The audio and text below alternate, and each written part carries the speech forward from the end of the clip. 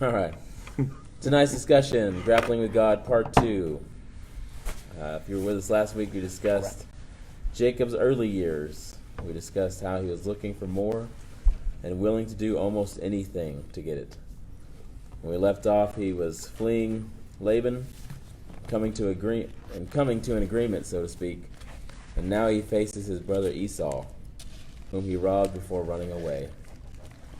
Genesis chapter 32. Jacob prepares to meet Esau, and he splits his group into two, one with Leah and one with Rachel. He hangs out in the back while his two families are split up, which seems crazy to me. Yeah. I would just go talk to Esau and be like, yeah, you guys save yourselves. Here I am, you're going to kill me, kill me. But the patriarch most of the time has to look out for himself so that he can keep protecting his tribe, his clan. So Genesis 32:22 says, that night Jacob got up and took his two wives, his two female servants, and his 11 sons, and crossed the ford of the Jabbok. Sounds like Star Wars. Yeah. After he had sent them across the stream, he sent over all his possessions. So Jacob was left alone, and the man wrestled with him till daybreak. When the man saw that he could not overpower him, he touched the socket of Jacob's hip, so that his hip was wrenched, and he wrestled with the man. As he wrestled with the man. Then the man said, let me go, for it is daybreak. But Jacob replied, I will not let you go unless you bless me. The man asked him, what is your name? Jacob, he answered. Then the man said, your name will no longer be Jacob, but Israel, because you have struggled with God and with humans, and have overcome. Jacob said, please tell me your name. But he replied, why do you ask my name? Then he blessed them there. So Jacob called that place Peniel, saying, it is because I saw God face to face, and yet my life was spared. The sun rose above him as he passed Peniel, and he was limping because of his hip. Therefore to this day the Israelites do not eat the tendon attached to the socket of the hip, because the socket of Jacob's hip was touched near the tendon. So the story says he wrestled with a man. It doesn't say that he wrestled with God, but he thinks he wrestled with God. I have no reason to doubt what he says. There's no evidence of otherwise other than he believes it. Yeah. And first of all, how did this thing go down? Did he just tackle him? Because it doesn't say this guy walked up. Where did this guy come from? Mm-hmm. They jump out of a tree, and they just start wrestling. I mean, if someone comes at you like that, you think this guy's trying to kill you. But as you could see, it wasn't that situation. Yeah. It wasn't. I wonder if he had just got up and made some bread like Abraham. They wouldn't have wrestled. They wouldn't wrestle. It says right here, Jesus had the first WWE World Heavyweight Championship of the world fighting against Jacob. He smashed his hip. Got that belt. Got the belt. So the man blesses him and changes his name to Israel. And they were talking about how only God has the power to change your name. Yeah. But names communicate who we are. And they were saying you can live with it in a positive sense or a negative sense. And before, his name meant heel holder, and he was living it out. So I was thinking about it. I imagine when they say heel holder, it's like somebody's climbing a mountain, and I'm holding onto their heel. When they get to the top, I'm like, whoop, whoop, whoop. And then I'm like, yeah, I got to the top by myself, Yeah. even though I was holding their heel the whole time. Yeah. Because he stole his brother's birthright. Or it could also be, you're on their heels, but you never. It's the opposite of what you just said. Always second best, always second rate. Even though he got the birthright, he had to run. Mm-hmm. Did him no good to have that birthright. Yeah. So it wasn't good enough. So maybe that heel holder is the idea that no matter what he does, he's not good enough. Yeah, stealing the prize wasn't good enough. So when the blessing, it's interesting, the blessing was the changing of his name, which became the changing of his identity. So from being second place, not good enough, to the one who conquered God the first place in the first wrestling. And so the name, so this changed his identity from not good enough to good enough.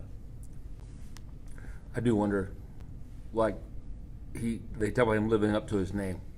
And I thought, when he was given the name, and and maybe this is because people, like you said, names meant stuff. Our names don't really mean anything now. Whatever, that's just who you are.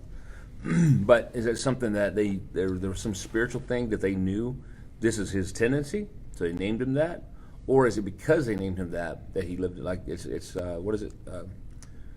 How they talk about not history repeating itself, but what is it where because they talked about it, it comes to pass. You know what I mean? I forget what that phrase. There's a phrase that talks. No, there's a phrase that talks about. There's kind of just in general, but art mimics life, something like that. Where the question is, I guess, what I'm wondering is it was he living it out because that was his name, so he just assumed that's how he was, or was there something spiritual that they knew that's how he was, and so he just, you know what I mean? Like, if somebody told you your name was Big Fat Loser, you'd be like, you just feel like I'm just a loser, you know, or you would fight. I'm not going to be that, you know, like. Yeah. How does that? It's kind of the nature versus nurture thing. Like, how does that work with the names? Like, because he did that stuff all his life. Yeah. So I don't know. I feel like if they ever give me that name, I'd be like, I'm not going to be that person. They're not going to tell me what to do. Well, I mean, the crazy thing is that when they pulled him out, he was holding onto his brother's heel. Right. And it's like, how does a baby do that? He wasn't like, I don't think he was like, I want to do this, you know, thinking that way as a little baby. I don't know. Well, it's kind of like he's always trying to pull everybody else down to push himself ahead. Yeah. I saw a thing earlier today. It was a son and dad. He was asking him, why is my sister's name Rose? Because your mom likes roses. He said, because your mom likes roses. Costco hot dog. Like, that's his. Why do you ask? Yeah. Just didn't name him Home Depot. His son's name was Depot. Costco hot dog.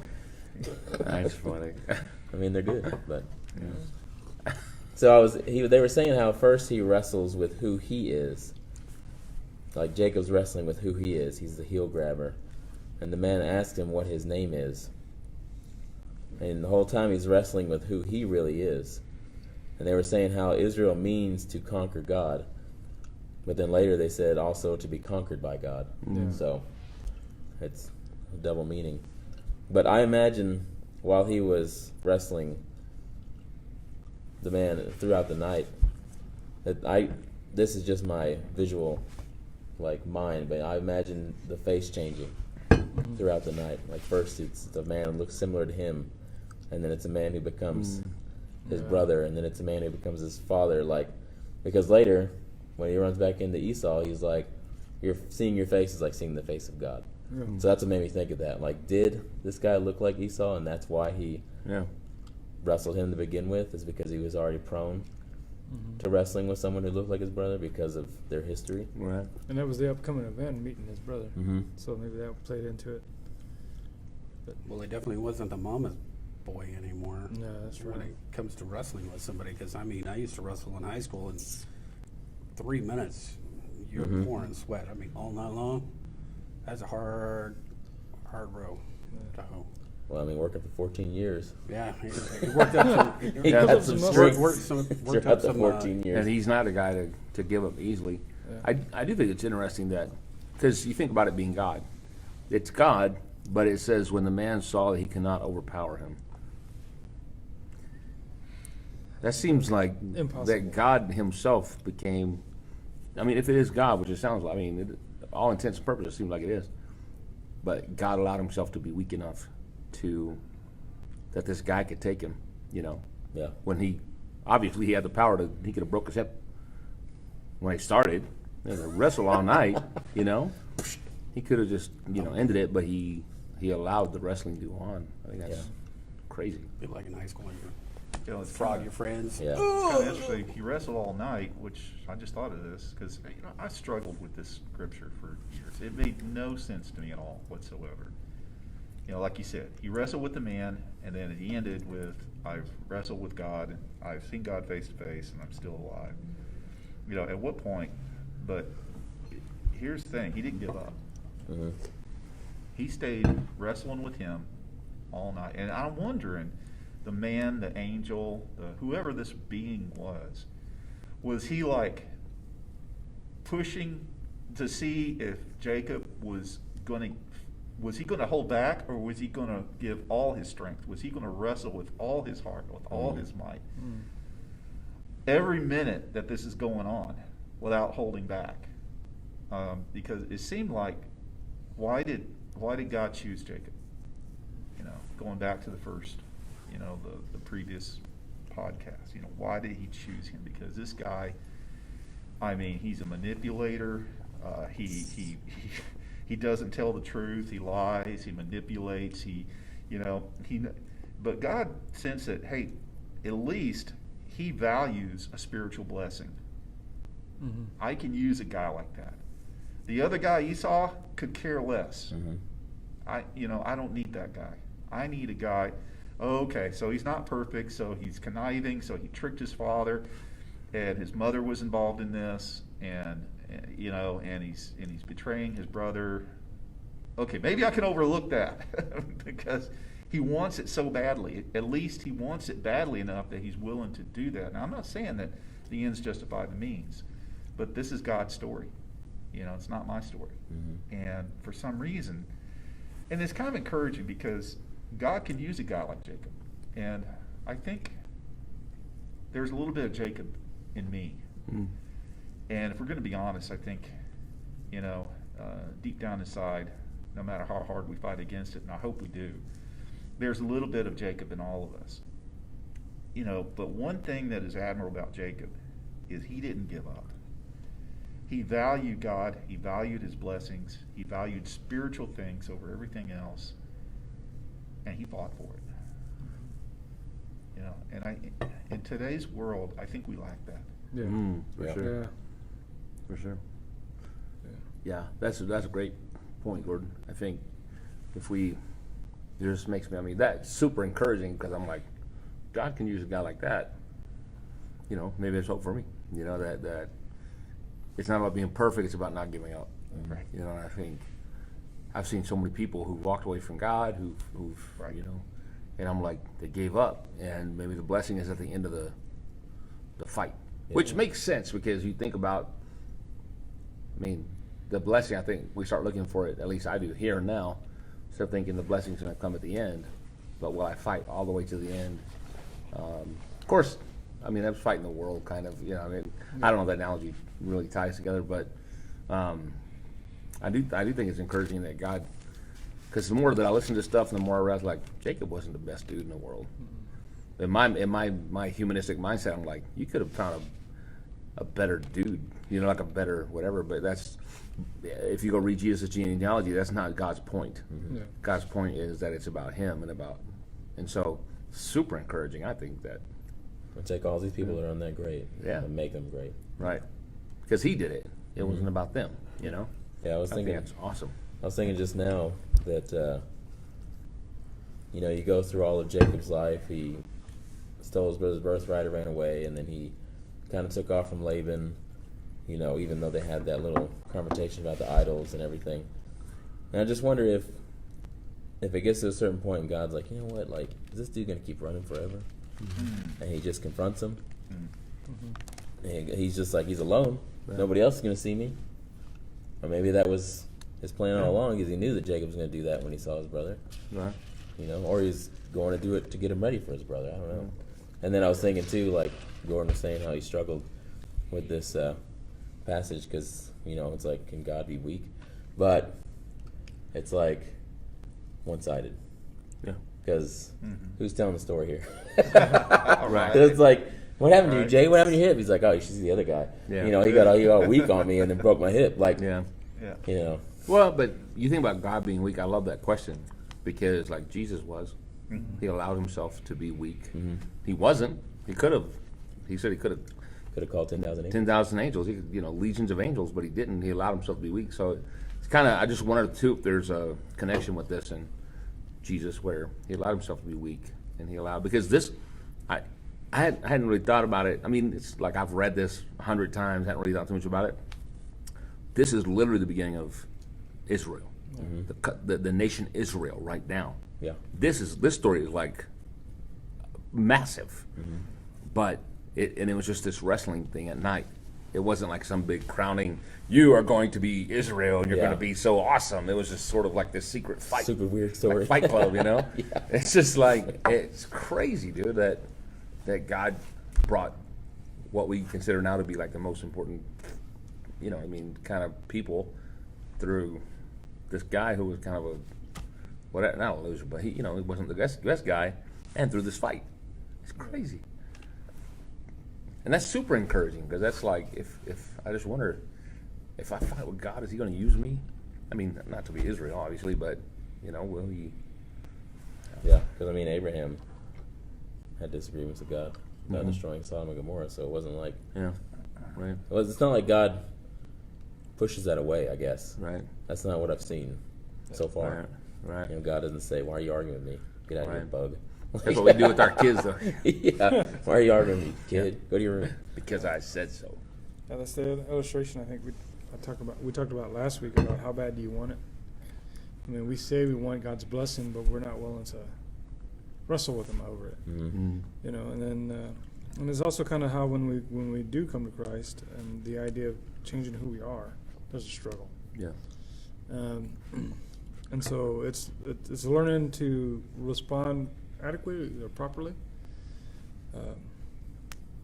with those things that we all have to wrestle with ourselves at some point. And also, when I think for me, when it came to the significance of my turning point with my relationship with God, I had to have that out. You know what I mean? That, okay, let's do this. Let's talk about this. Let's have this After the argument. Lieutenant Dan moment. Yeah. That moment where you just have to have it out.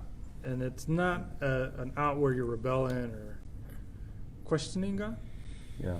but you're asking questions, asking for understandings. And I think that's why the main reason God was able to use Jacob the way he did is because he was the one willing to look for it. Mm. Only those who look are the ones that find. Right. And so, and I think this is one of those illustrations. How bad do I really want it? Mm-hmm. How bad do I want this relationship with God? He didn't let him go until he blessed him. Could have just let him go, saved himself a hip. Yeah. Mm-hmm. But it's one of those things we use to illustrate that. Ask ourselves this question: how bad do I want it? Right. I do think something I was thinking about when they were after I listened to the thing, I listened to this again, and I thought it's amazing how,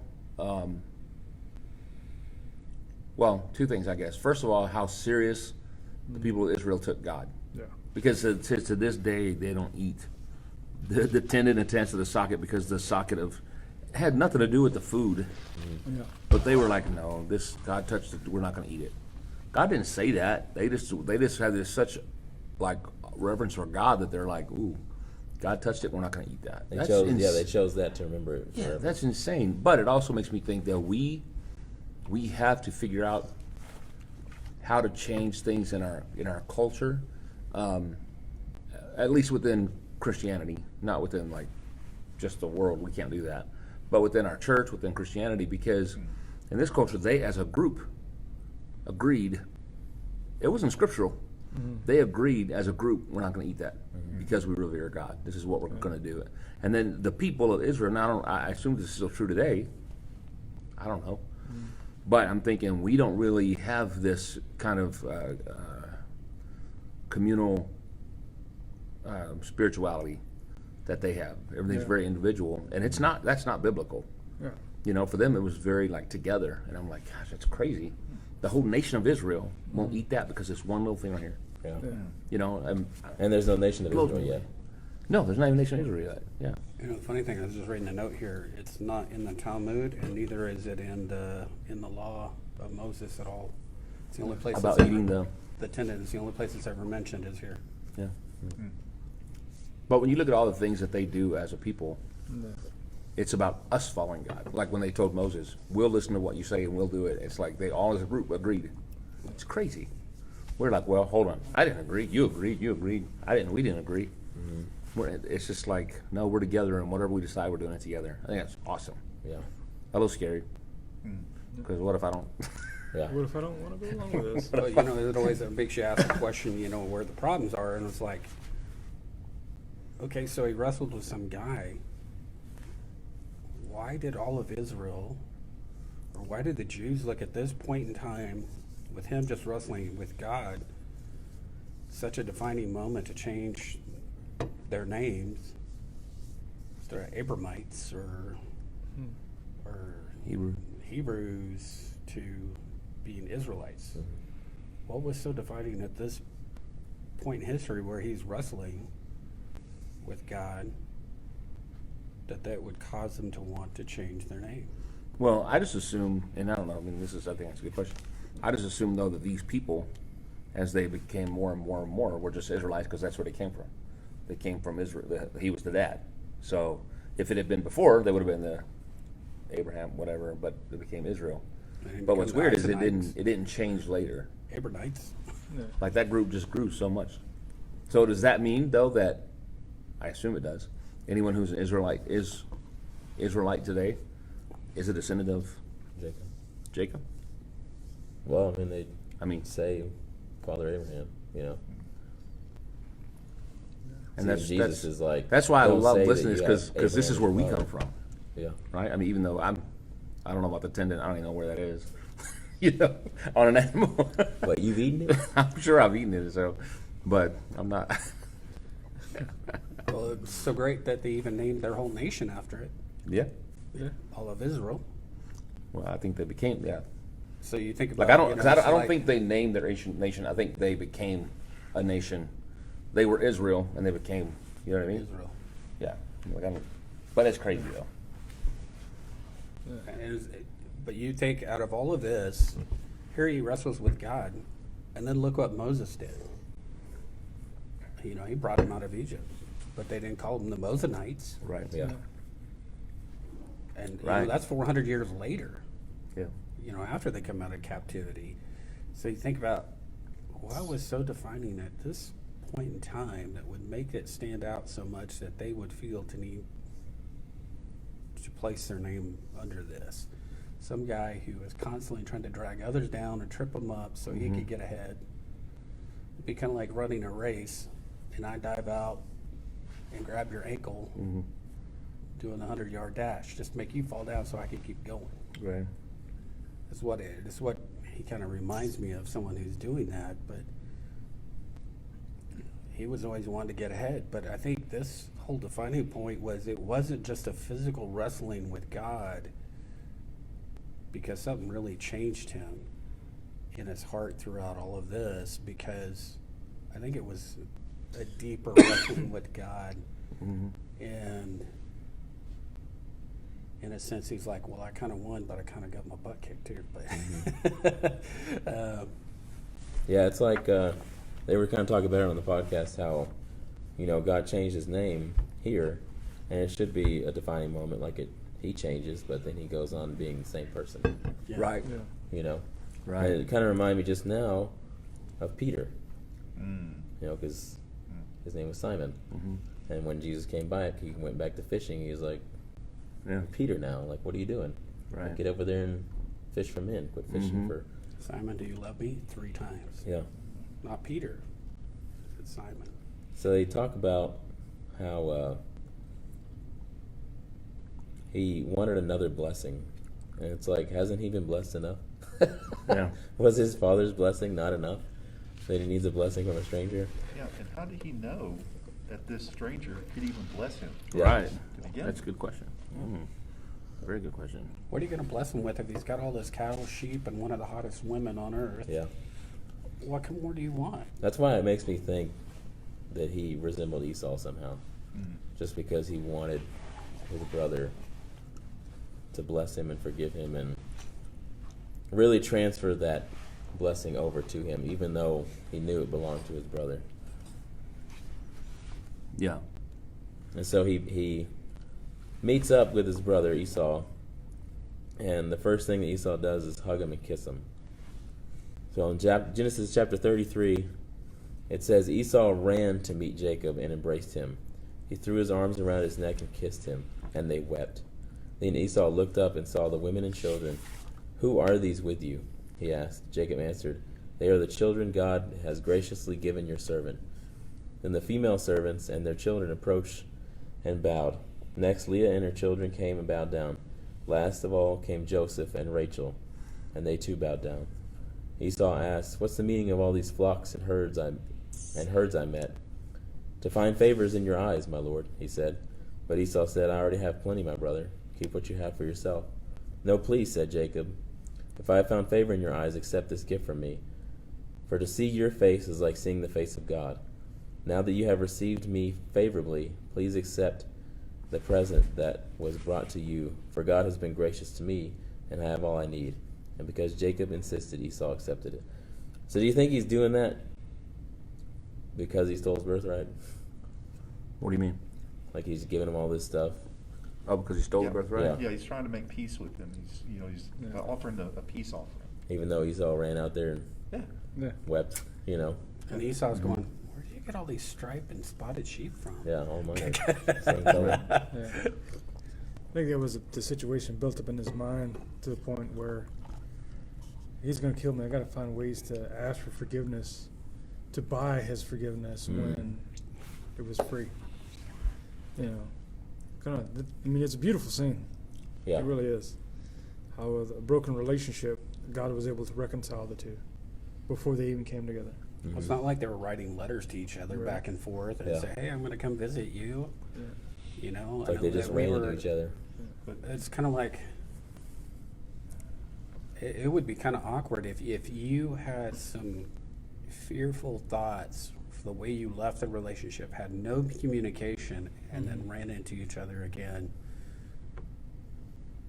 And here Jacob's running to him, basically on purpose, knowing what the right thing to do, and is wrestling with that idea too. What's the right thing I should be doing with my brother? And in return to him, this relationship that I broke,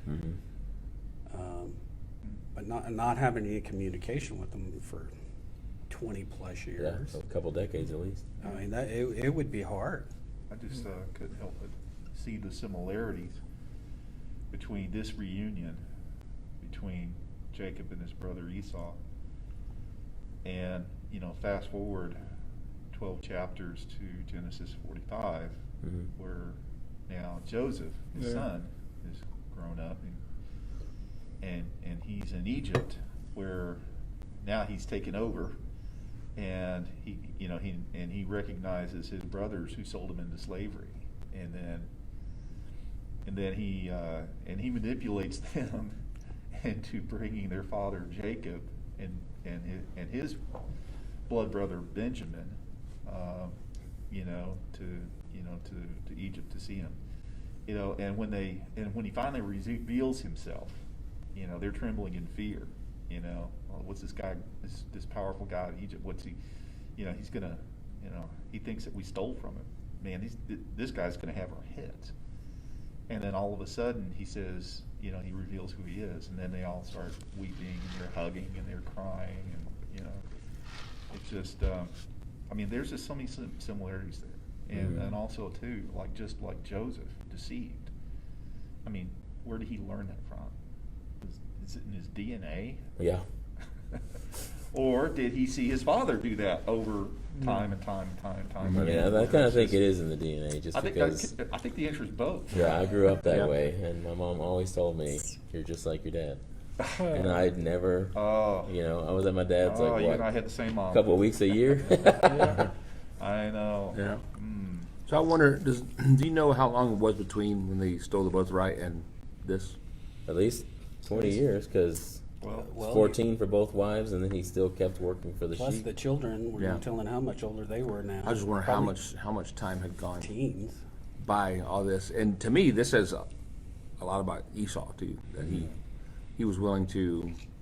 He probably later was like, it was my fault. Because it was a stupid move to, what do you say, despise. He despised his birthright. Right. But then it all worked out in the end. It's amazing, and it makes me think. What is the power of a blessing, and what does that exactly look like and mean? Is that something that is still available as to us today, like blessing and cursing? Because when of course, and it could be more of a God thing, because he told Abraham, whatever you bless, whoever blesses you, I'll bless. Whoever curses you, I'll curse. But I just wonder about stuff like that. Seems like there's spiritual truth that we don't really think about that. If I said, I'll bless you, my son, he'd be like, oh, I didn't sneeze. I don't know what you're, Yeah. Or it'd be weird. He's like, that's weird. Why are you being weird? But it seems like there's a lot to it, because, anything that like when he gave, even though he stole the blessing, if I was God, I'd be like, you don't get it like that, brother. Like, you can't steal a blessing. Come on, dude. You know that's Esau's. He's the firstborn. But the fact that it was given, regardless of who it was given to, even though it was tricked, it was still binding. That's amazing to me. Yeah. I don't get it. You know, I came across something, and I may have mentioned it last week, but in reading another book, the author pointed out, that in the Old Testament, God blessed people, and he gave them possessions and land and cattle or livestock and huge families. And, like in Job, is what the author was referring to. And, so in the Old Testament, God blessed you by giving you all these things, giving you shelter, a land, a country, a king, and and wealth, basically, But then in the New Testament, when Jesus came, Jesus was born poor. On the 8th day of his circumcision, his ceremony, his parents offered the offering of the poor, which was 2 pigeons, because he couldn't afford the other one. And and all throughout Jesus' life, he had no place to lay his head. And the apostles and all the disciples, they didn't receive all these lavish blessings of the Old Testament. Is quite the opposite. They were wandering back and forth. They drank the same cup. Yeah, exactly. And so it's like, okay, until the promise comes, I'm going to bless you with crops and livestock and things. But now Jesus is here. Now we know what's coming. Our blessing isn't here on this earth. It's to come, but you're going to have a piece of it here. And it's not like that, oh man, I got a pretty good, savings account. I must be in sin, on this. I got to get, if God gave it to you, that's fine, but realize it's not yours.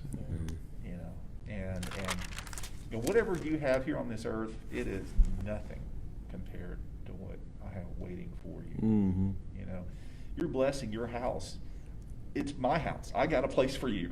It's in my Father's house. And so it's just, to me, it just amazes me the difference. And too, we got to be careful in our thinking too. When we compare the blessings of the Old Testament, they might not be our blessings right here now. Because we have this hope, that's to come. We don't have it yet, but in God's eye, if He promised it, even though it's not here yet, unless we do something, it's as good as done. Yeah. And it's hard for us to think, in those terms, especially, when we're human, we're flesh, and we're struggling now, and when you're hungry, it's hard to imagine the meal that you're going to have, because you're hungry now. Yeah. I want it now,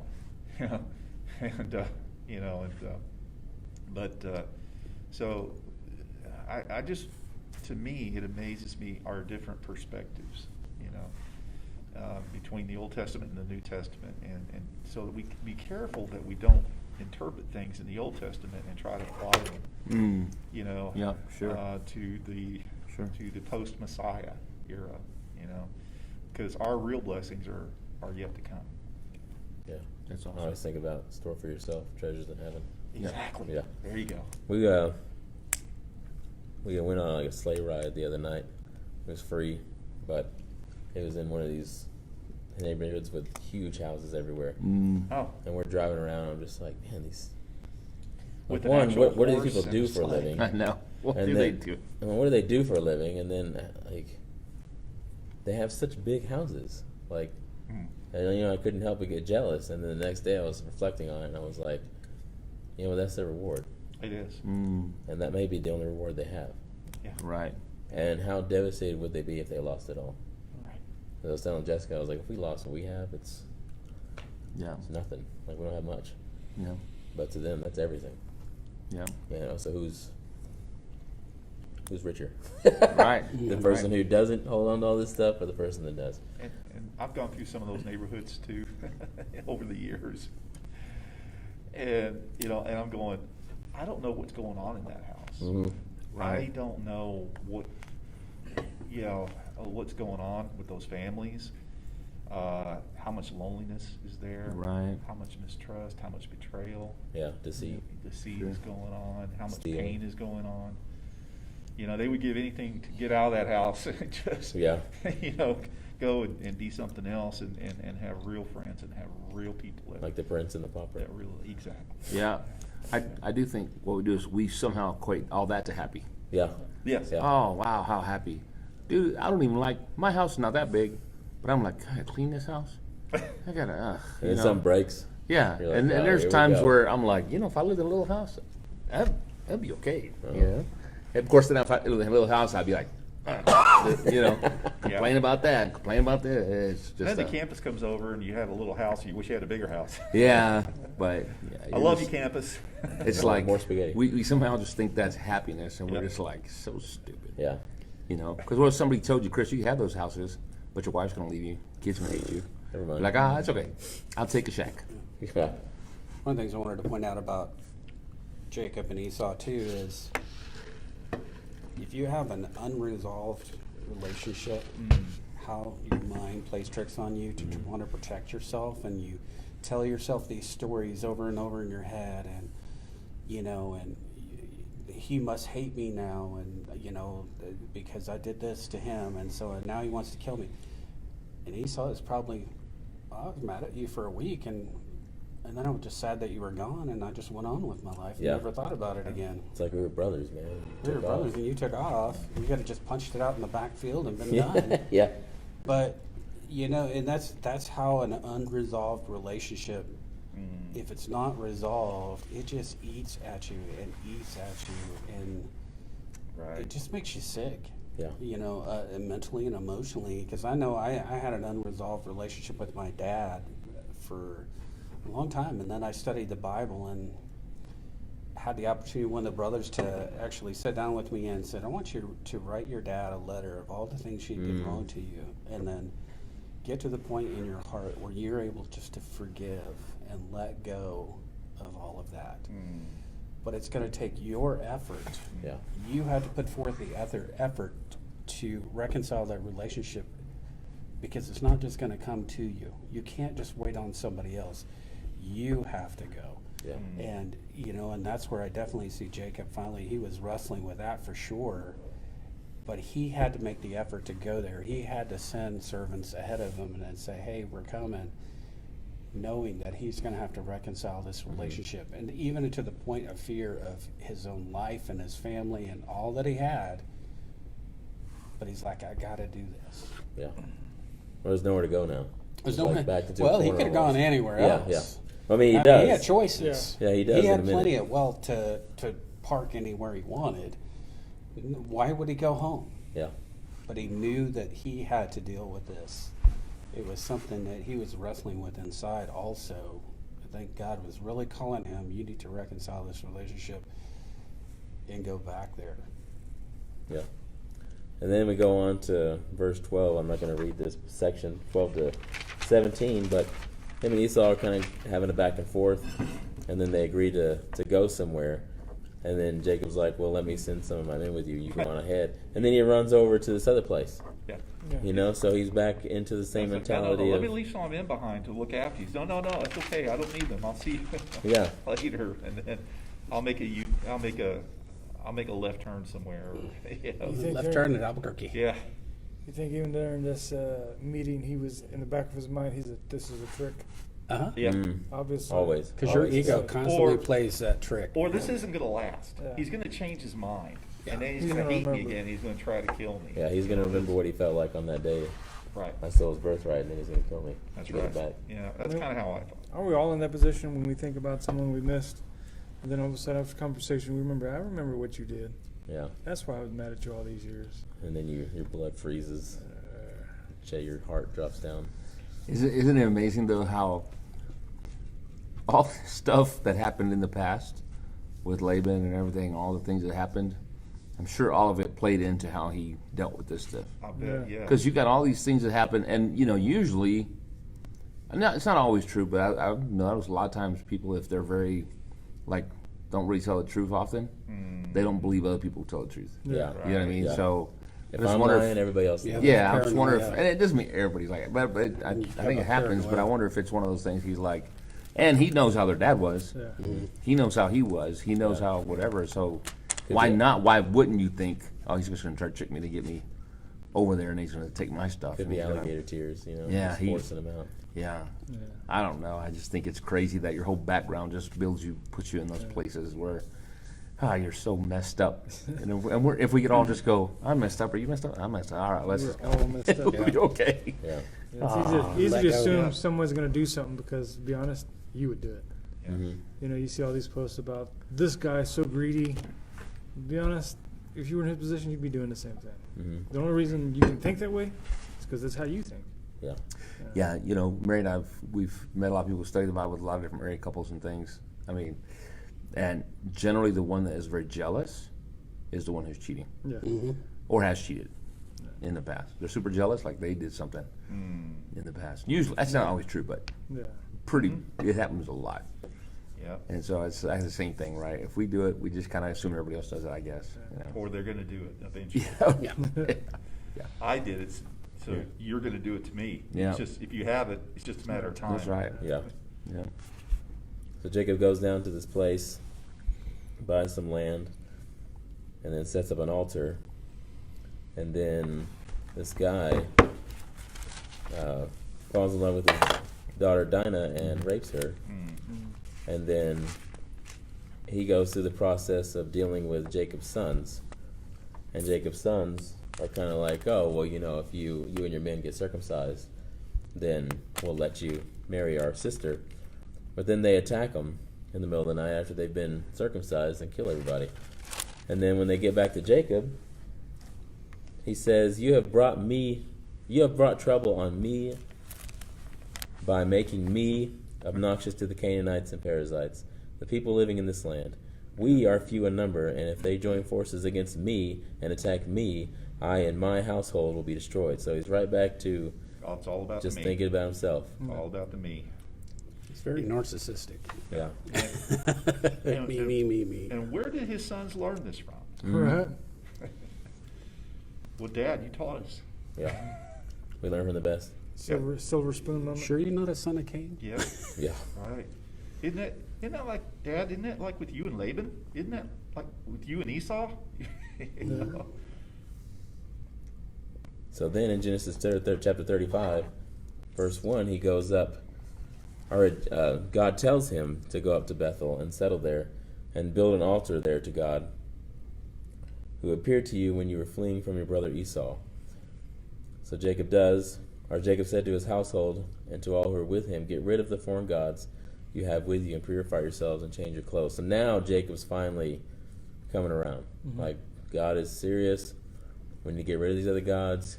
Hopefully he's finally adopting Abraham's mentality. Like, we got to get rid of these other gods from our lives. The ones we stole from Laban. Mm-hmm. And then come, let us go up to Bethel, where I'll build an altar to God who answered me in the day of my distress and who has been with me wherever I have gone. So they gave Jacob all the foreign gods they had in the rings of their ears, and Jacob buried them under the oak in Shechem. I couldn't help but think of people who knew that, and they're like, where can I find this? Like, these gold rings. Like, Oh, yeah. I imagine Ray out there, metal Beep, detecting, beep, but like beep, back beep, then, beep, like beep. Jews were like, oh, there's some treasure over here, and we can go get this treasure. of You're Jacob. wondering some of that stuff is still, Still there. Still Yeah. buried there, yeah. Go find Maybe. that oak tree. yeah. But then, No. oh, go ahead. But it's okay, there's probably a bunch of houses there by now, so. Yeah. What's interesting is he was worried about all these people coming after him, right? But once he removed the idols as he was commanded, the people were afraid of him. See, that's what was crazy to me is it says the terror of God fell on the towns all around them. I'm just like, man, what is? I don't want to know what that feeling is like because I hate having that I don't dreadful like being feeling. afraid. But what's interesting is that that these idols are also part of that culture there that he turned. Well, he'd been having that dreadful Turns it fear around. about his brother. So, Yeah. So I got So it's just constant. No, man.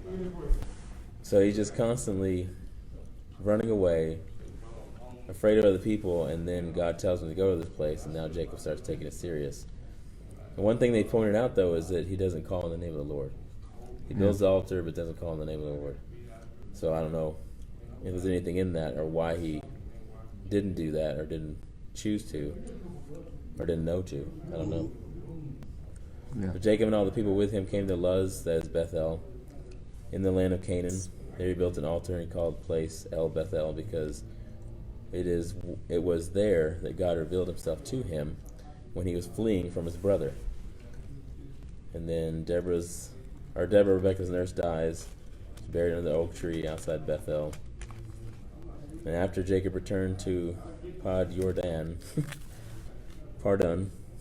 Aram, God appeared to him again and blessed him. God said to him, "Name is Jacob, but you will no longer be called Jacob. Your name will be Israel."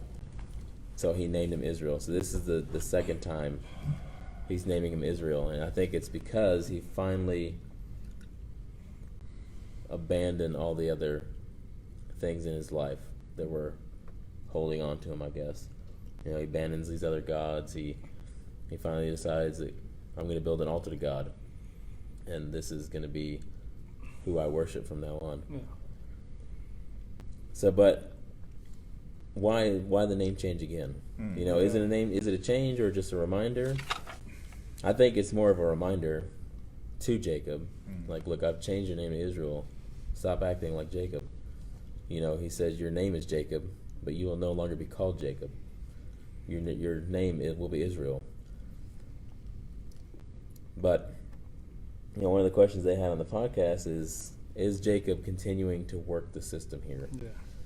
Yeah. So that was interesting to me. Has he really? I think it was because he didn't call on the name of the Lord. They're questioning his motives now. Mm-hmm. He got rid of all this stuff. Is it a real change or is it just for show? Or is it I'm kind not. of, No, go ahead. I was gonna say it's kind of like how we view Christianity as, or our walk with God is about what we do. Behavior modification, this is enough. When it has nothing to do with behavior modification and everything to do with relationship. But we see the outward, well, he's not drinking, he's not smoking, he's not running around like he's do, but does he really, has his heart really turned towards God? Right. And I think that's the situation here, is we're questioning because he didn't call him God. He made the altar, he did the steps, checked the boxes, but where's the relationship? But it just makes me think, reading it, two things. I guess first thing is, I wonder, they didn't talk about it, but is there something in the middle of this, between this one and the other one, that chiasm, however, whatever it is, somewhere in the middle between this and the other, that is something?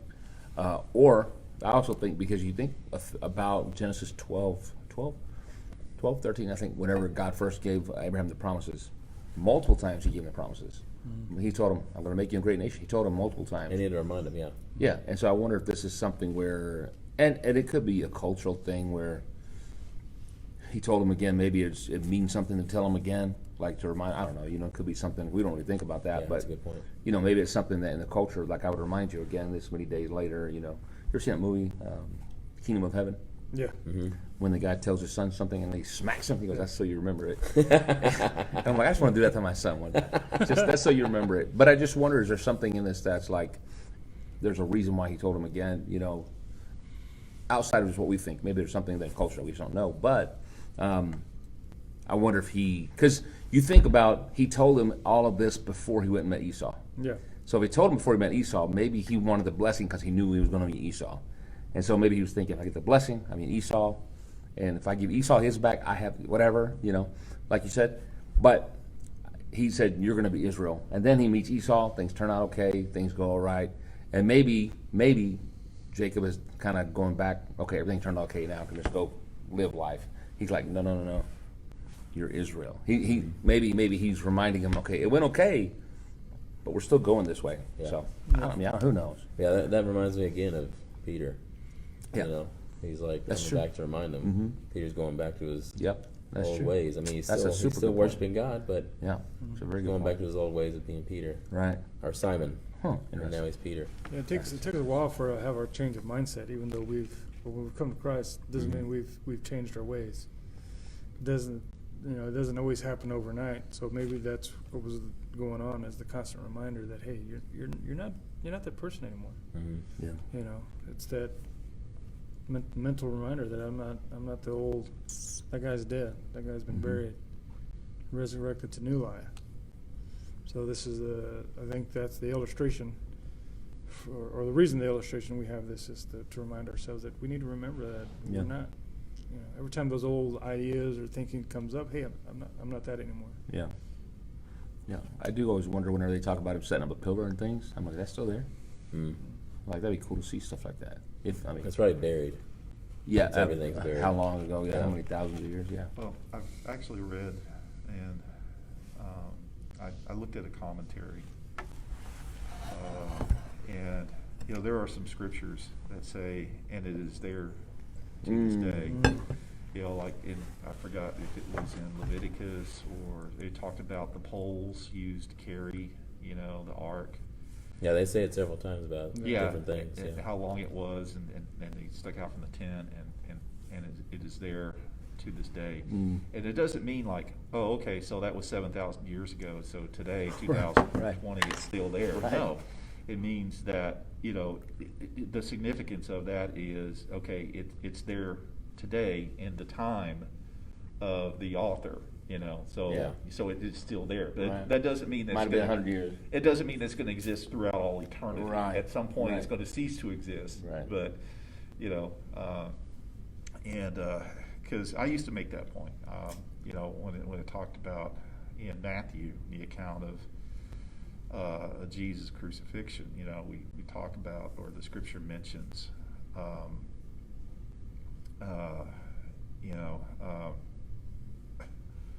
my God, I'm having a brain. Brain fart. Yeah, something like that. And when Jesus is betrayed, Judas goes and hangs himself. Mm.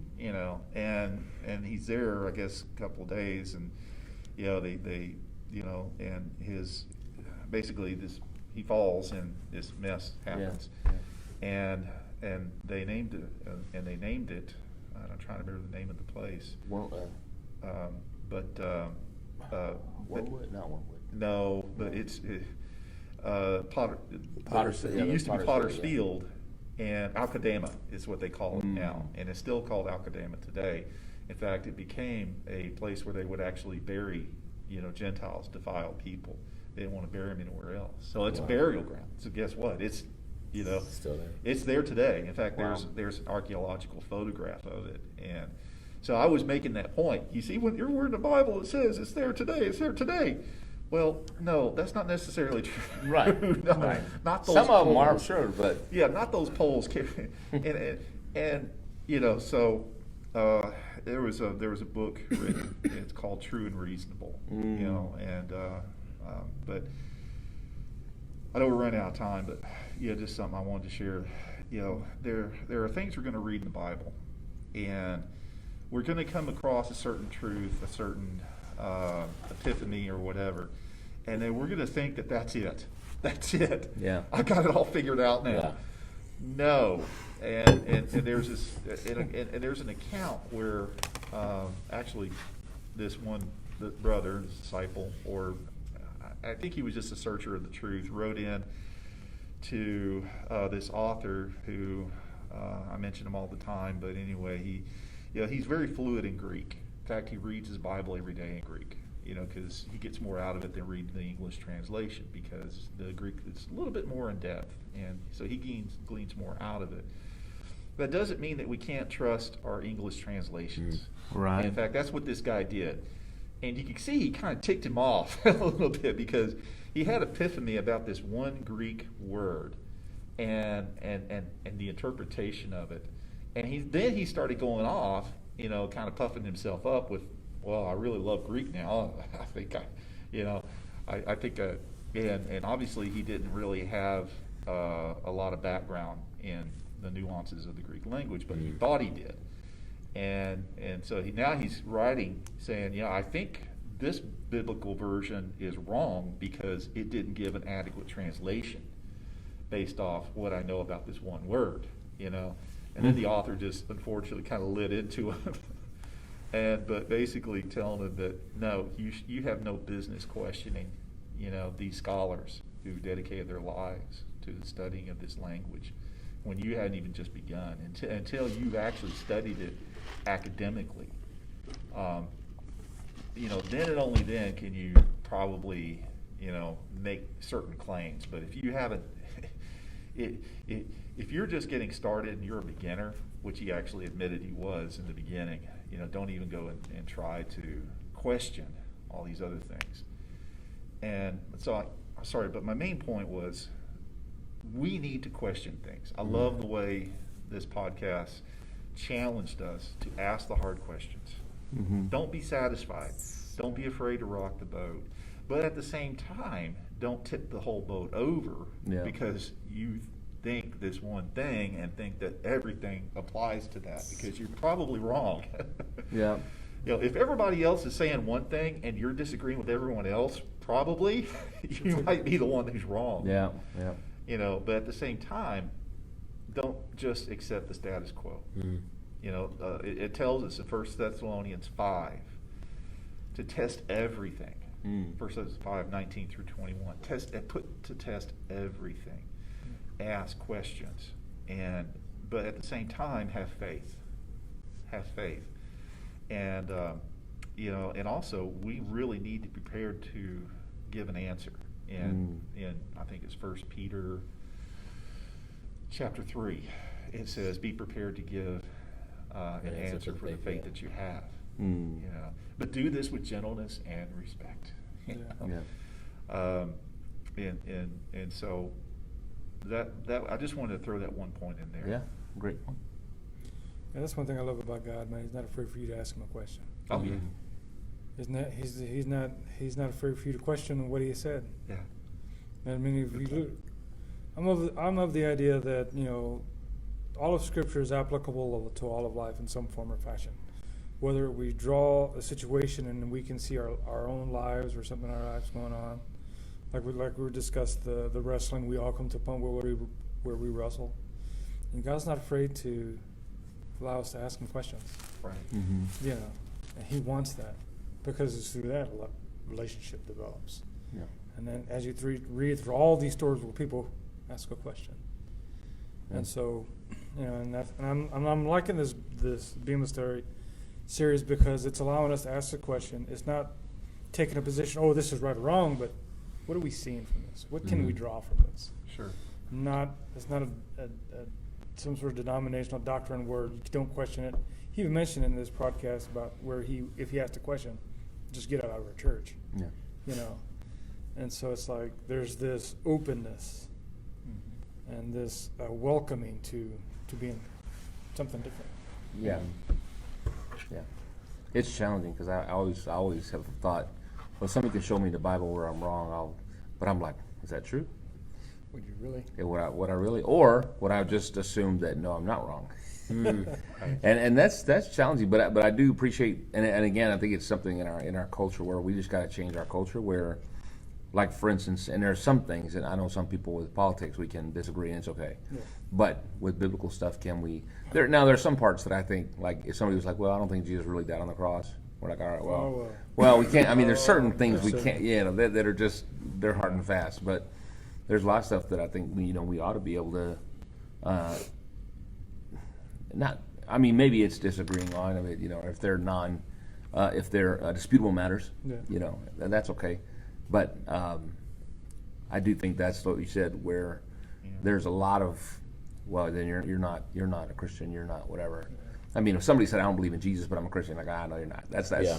But there's a lot of things that they are disputable matters, but we like everything neat and clean. We don't like argument, or we can't. Here's I guess the thing is, we can't argue without feelings. Yeah. Sure. Being involved, because if we can disagree without feelings being involved, we can get a long ways. But if feelings get involved now, it's hard because you hurt my feelings. I think it's okay to have the feelings. It's just you got to move on. Yeah. Can't let from those this- feelings. You can't let the No, feelings. but But it can't Yeah. become so Control. personal that now Yeah. I'm not going to listen to you because That's you hurt it, my feelings. personal. We can Yeah. have feelings about what you said, but don't take it personal. Like, Right. I want you dead because you think differently Yeah. than me, Yeah. which Yeah. is nuts. But that's how Right. A lot of people think like that. sometimes. You just kind of look at it and you go, well, you're entitled to your opinion. Yeah. Yeah, but my Mine. opinion's You're right. wrong, But but I'm you can right. have your opinion. I have Yeah. my opinion. You're wrong. I told my son that once. He's like, "You told me my opinion that you disagree." I'm like, "No, you can have your opinion. That's okay. You're wrong, but you can have your opinion." This is America. You're right. You have the right to be wrong. Yeah, I love the way Paul puts it in 1 Thessalonians 5. If I can just read real quick. It says, in verse 15, it says, "See to it that no one repays evil for evil to anyone, Mm. but always pursue what is good for one another and for all. Rejoice always, pray constantly, give thanks in everything, for this is God's will for you in Christ Jesus. Don't stifle the Spirit. Don't despise prophecies, but test all things, hold on to what is good, and stay away from every kind of evil." Mm. Yeah. And I think when we do disagree, and we do interject our reasons for the faith that we have, we do it with gentleness and respect. Make sure it's okay Yeah. for you. It's one of those things that we have And a don't jump in the sin pit. Descendants. What I mean by the They sin pit move is to when somebody Ephrath. gets emotional and they start You arguing. know where Ephrath was? Well, it takes two people to argue. The Bethlehem, yeah. And guess You know, who came from Bethlehem? it takes two people to both Not jump in just the sin Jesus. pit. Want to get an argument Two started, major one person kings, jumps in the sin pit and starts Where- complaining. Rachel died. And the Bible says, don't do anything. Amazing. Complain. And that's But, what- Yeah. you Do know, all things without complaining. do all things without complaining. And that's what, that's how it starts. Somebody jumps in the sin pit, starts complaining, trying to entice the other person to jump in the sin pit with them Yeah. and go at it, and they're just complaining against each other. Yeah. You know. Proverbs 4, soft answer turns away wrath. It's kind of hard to argue with someone who's not going to argue with you. Right. So sometimes Yeah. I find myself arguing. I'm like, what am I doing? And it's over stuff that's no big deal. It's just 'cause I it's just don't your- like the idea I'm being wrong, and I'm not wrong. Yeah. Well, it's Yeah. just your multi-personality disorder. You're always fighting with yourself. That's what it is. I'm wrestling with. That's who I was wrestling with. You're fighting with Yeah. So in Let me check it from. chapter 35, verse 11, God tells him to be fruitful and multiply. So they were pointing out how, God said this to many people before, but like with Noah, there's a tragedy coming up. So he tells him to be fruitful and multiply, and Rachel's last child, she dies in childbirth, Wow. and she names him Ben-Oni. But Jacob wanted him to be Benjamin. What does it say? I'm trying to see what Ben-Oni means. I can't remember what it Son means. of my favor. Well, Ben-Oni is, Benjamin is son of my favorite. Oh, yeah. Ben-Oni was like, son of my Son of my sorrow. sorrow. my difficulty? Is mine. Yeah. Yeah. Okay. So he didn't want him to live with that. So again, we come back to the name being important. He wanted him to be something else. And I wonder if, Son of the right hand. I just wonder if that's, Big Junior, Which the is hill Benjamin. grabber too. yeah. I just wonder if that's because his name affected him so much, Yeah. and he didn't want Mhm. Probably, his yeah. son to inherit that kind of Very much so. negativity. And so now he sets up a tomb for Rachel, and then flash forward to Jacob talking to Joseph about Rachel, and he tells his son that Rachel's death was his fault, or at least he takes the blame. So was Rachel's death a result of him kind of turning a blind eye to her stealing these idols, letting this stuff in? It was an interesting question. I just Yeah. never I thought don't of know. it that way. Because to me, it's like when it's time to go, it's time to go. Yeah, I don't know. I'm really associated with a punishment. So it's very common Some kind to of lose sin. your wives to childbearing up until the last yeah. 50 years. Really, it was very common. Mm-hmm. I do think that's the difference between the. Oh, sorry. Were you No, done? go ahead. Oh, I didn't know if you were done. I thought you were done. Still. I'm good. No, you go. I think. You go. Yeah. Go ahead. I was just going to say. We're out of time. I was just going to say that I think that's the difference between the Eastern and Western thoughts of things. We just go, well, whatever happened. But they assign a lot of meaning to things where we don't, you know.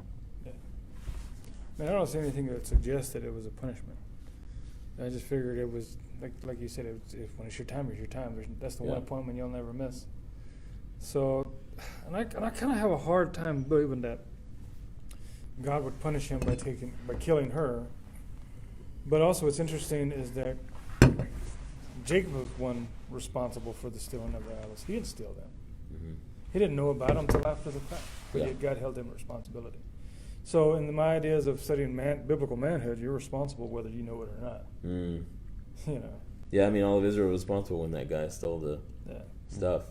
And then they had to Speaking. go throughout all the tribes until somebody figured out what was going on. One thing I just told Roddy too that kind of stuck out to me that I kind of looked up was the place where Rachel died was Ephrath.